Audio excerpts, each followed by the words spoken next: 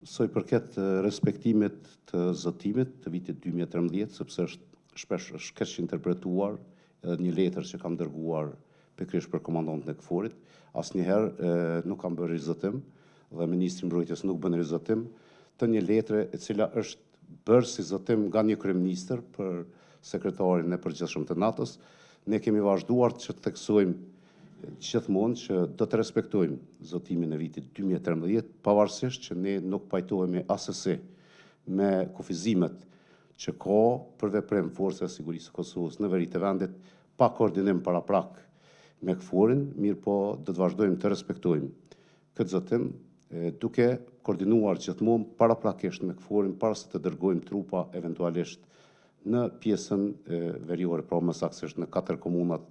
veriore të vendit tonë. Normalisht që ne në vazhdimsi ofrojmë kapacitetet tona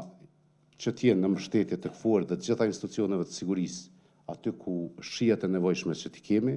edhe vazhdojmë të diskutojmë që Forca e Sigurisë së Kosovës të jetë pjesë e përpjekjeve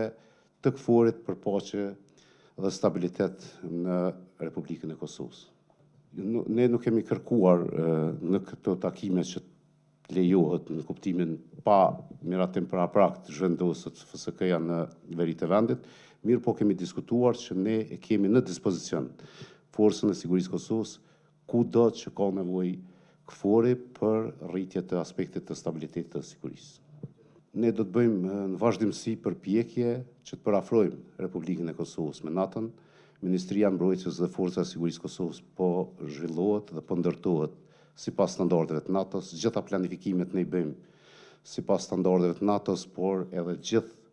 shkollimi, edukimi dhe pajisjet që Forca e Sigurisë së Kosovës ka në dispozicion janë të standardeve të NATO-s, pra në aspektin e zhvillimit të kapaciteteve mbrojtëse,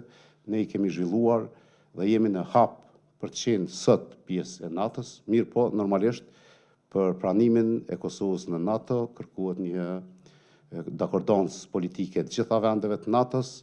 dhe jam i bindur që në mandatin e ardhshëm të qeverisë Kurti ne do të bëjmë përpjekje për parafrim të vendit tonë në NATO, duke bindur edhe këto vendet mosnjohëse që të mos hezitojnë për pranimin e Republikës së Kosovës në NATO. Përndryshe ne po vazhdojmë që të kontribuojmë bashkë me NATO në shumë misione, duke përfshirë edhe mbështetjen e Ukrainës. Në shtator të vitit të kaluar, në mbledhje të qeverisë është miratuar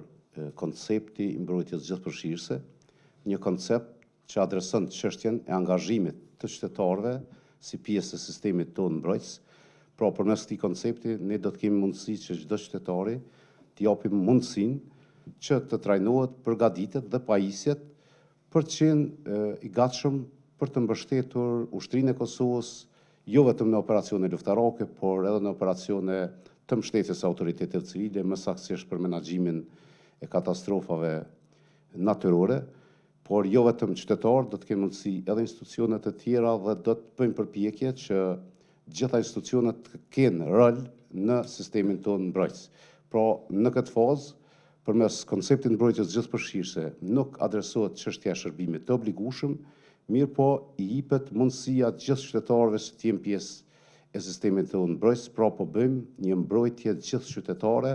që në një farë forme është një sistem edhe më i avancuar se vetë shërbimi i obligueshëm ushtarak.